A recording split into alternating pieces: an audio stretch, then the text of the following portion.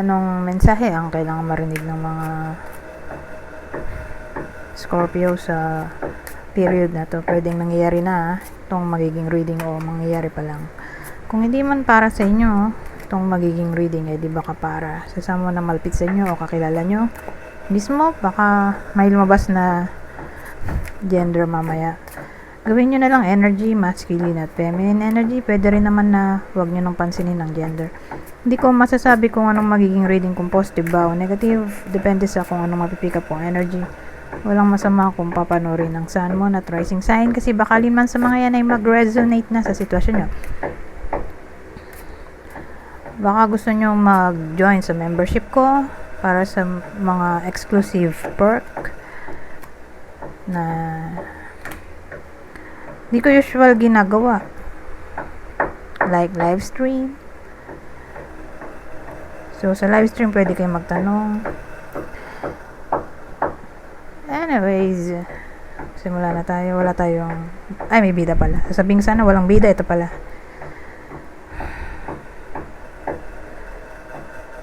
So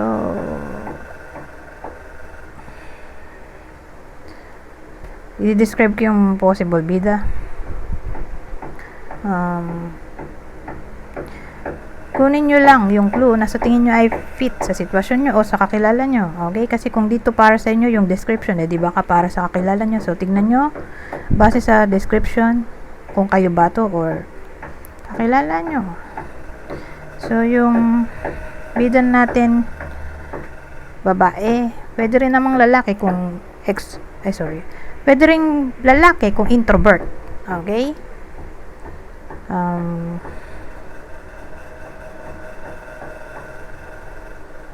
Pwede rin ang edad nito ay nasa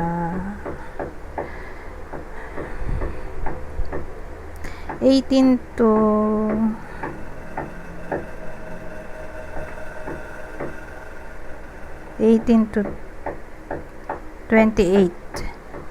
28 years old. So ako na nag-iimbento ng sarili kong description. So 18 to 28 years old.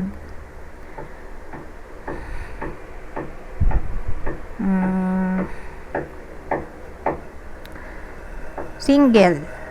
Pwede ring biyuda. Pwede rin ito yung ex-girlfriend o ex-wife ng iba sa inyo. Anyways, ano meron dito? Ito, may 5 of cups tayo.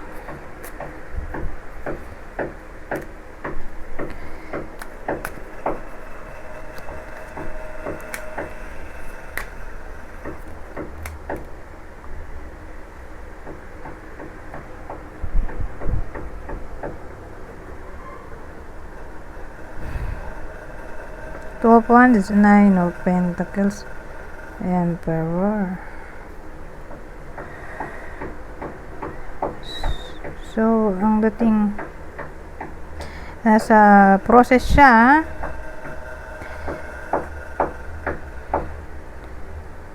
na makuha niya tong 9 of Pentacles. Okay? So, sa madaling salita,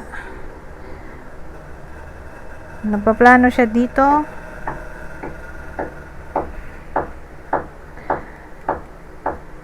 kung paano mag-gain ng maraming pera.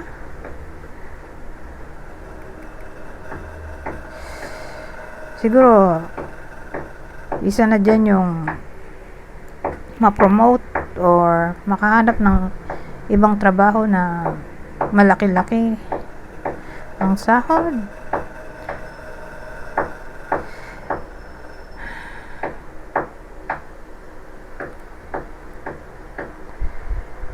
Tapos ang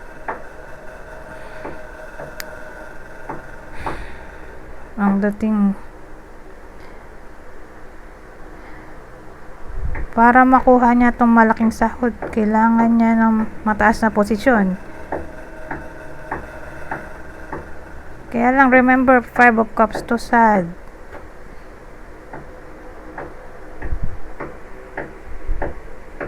sad yung tao dito. So, more like, ito yung gusto niyang mangyari pero hindi niya nga makuha. May dream siya. Pero, mukhang malabo. Kaya yun, naging sad yung tao dito.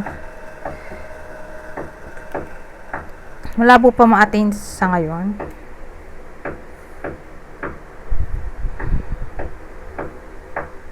Ngayon,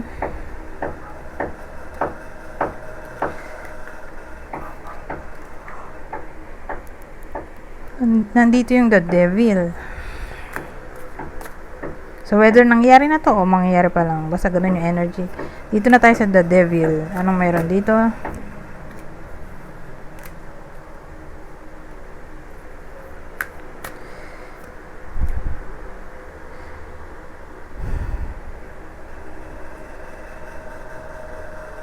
Knight of Cups, Six of Pentacles, Page of Cups. Nga pala, medyo maingay ha, kasi may ginagawa dito sa bahay namin. So, palagi may nagpupukpok.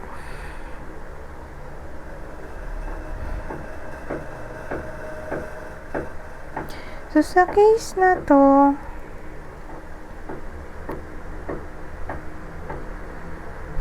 ang dating sa akin,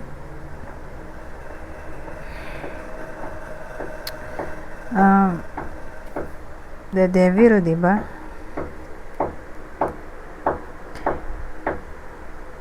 May iba sa inyo. Either sila yung nakaka-experience o sila mismo yung gumagawa nitong sasabihin kong description. May nagbebeg kasi dito. Ito, about love o admiration. Nagbebeg ng atensyon.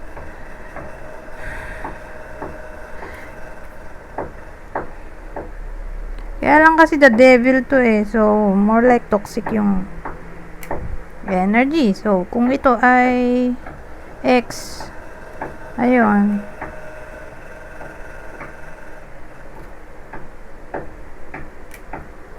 May iba sa inyo na gusto pa yung X although toxic. Or, kung di ganun yung scenario, eh, di baka may X na darating sa buhay ng iba sa inyo na gusto ng reconciliation, kaya lang toxic yung energy niya.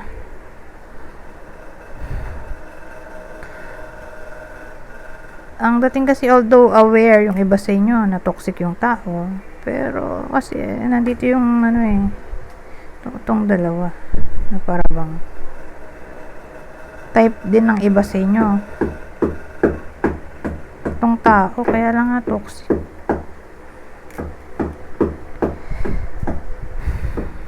So, whether nangyayari na to o mangyayari pa lang, beware sa someone na magbebeg ng attention, admiration. Kaya lang toxic nga eh. So, whether ex nyo yung magbabalik sa inyo, kaya lang toxic, or kayo yung magbabalik sa buhay ng ex nyo na toxic.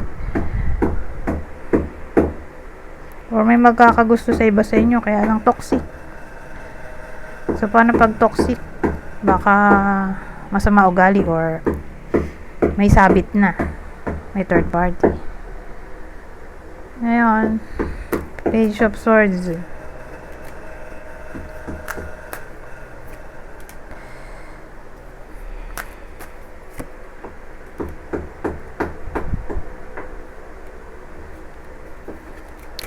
Dito na nga.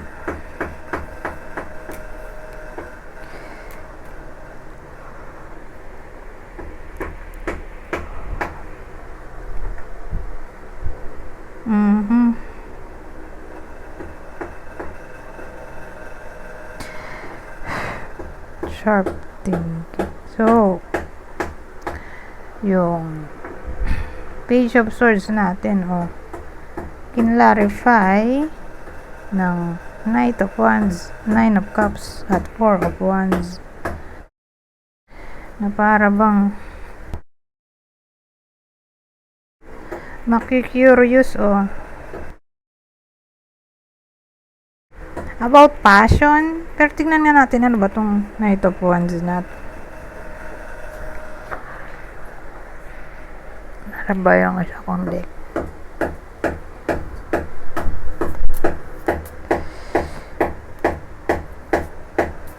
So, Knight of Wands, ano yan?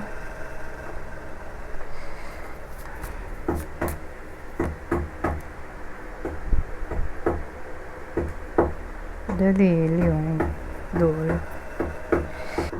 So, inisip ko kung ano ba itong Knight of Wands natin. More like curious sa pag-take ng action.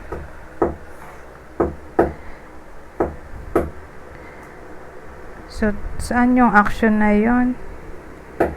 Tungkol parang ang dating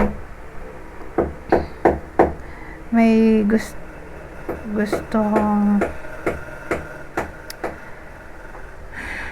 tanggalin, let go na to, tanggalin sa buhay ng iba sa inyo,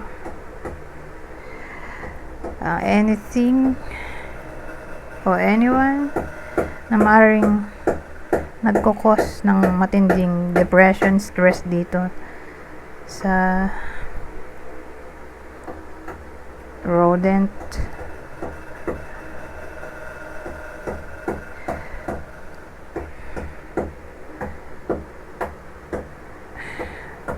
So dito naman sa Lily, ang dating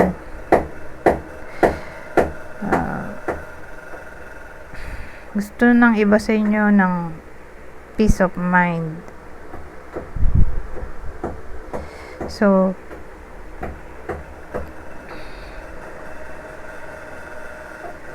curious to take action.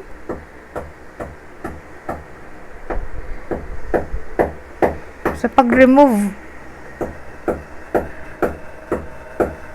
ng something o anyone na nagkukos ng depression, anxiety, stress sa iba sa inyo at gusto na nila ng peace of mind.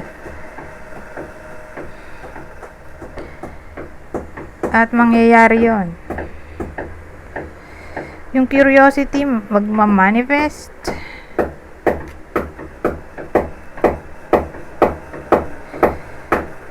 At ito may celebration. So, ang dating dito kasi may awareness yung iba sa inyo about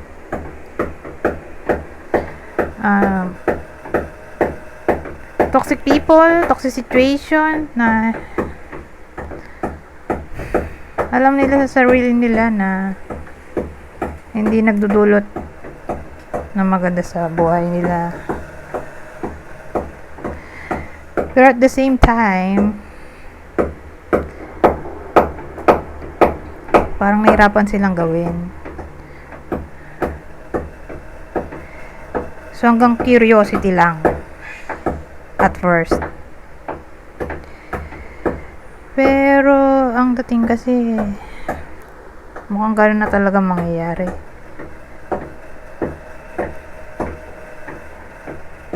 Yung curiosity nga magmamanifest siya. Kakatotoo. May kasi wish come true tong nine of cups. Pwedeng curiosity lang. Parang out of the blue. Bigla lang naisipan about what if may someone na malapit sa kanya na ma-feel niya na hindi na maganda yung energy ng taong yun sa kanya. Ganun puro what if lang.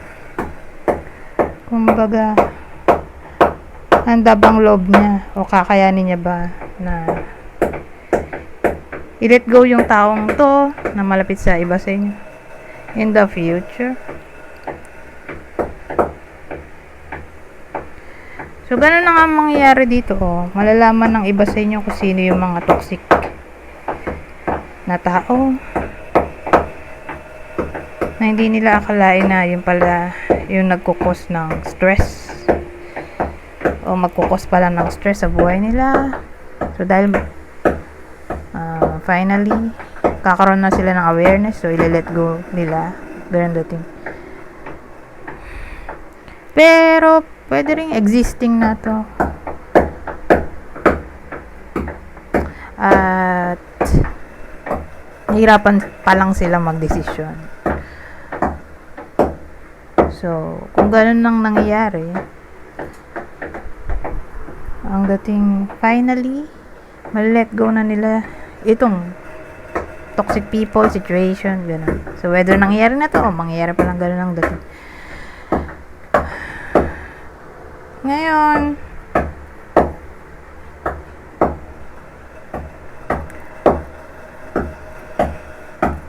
meron tayo ditong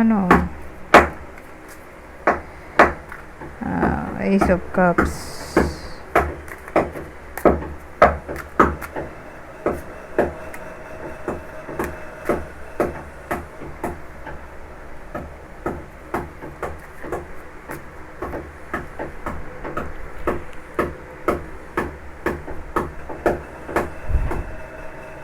Double 2, Two of Swords, Nine of Wands, Two of Pentacles.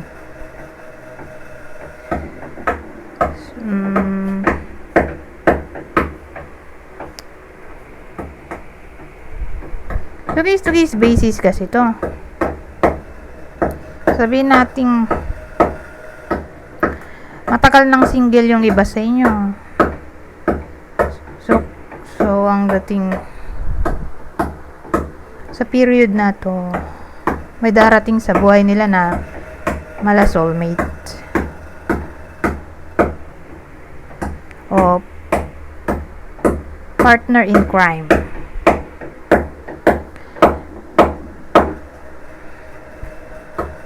So, ganun. So, para sa single yon. Ngayon, kung in a relationship, paano tong Ace of Cups? So, dun tatama to sa nangyayari na merong infidelity.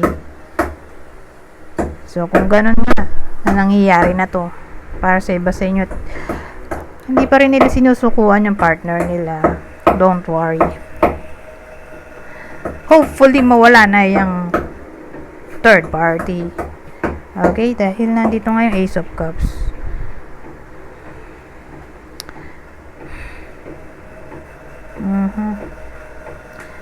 Na may kinalaman sa reawakening ng feelings.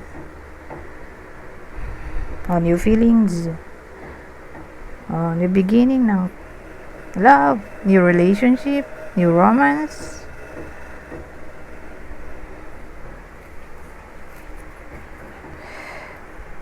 Anyways, basahin ko na lang tong part na to. Kunin nyo lang yung info na sa tingin nyo ay fit sa sitwasyon nyo, ha? Kukuha lang ko ng 3. General advice na to sa buong period na to. So, sabi, visions. Look within for answers. Your inner visions hold profound insights, threads. Weave the threads of your dreams. Your thoughts shape your reality. Languli. Enlightenment. Illumination is near. A period of enlightenment and clarity awaits. Anyways, hanggang dito na lang. Goodbye for now.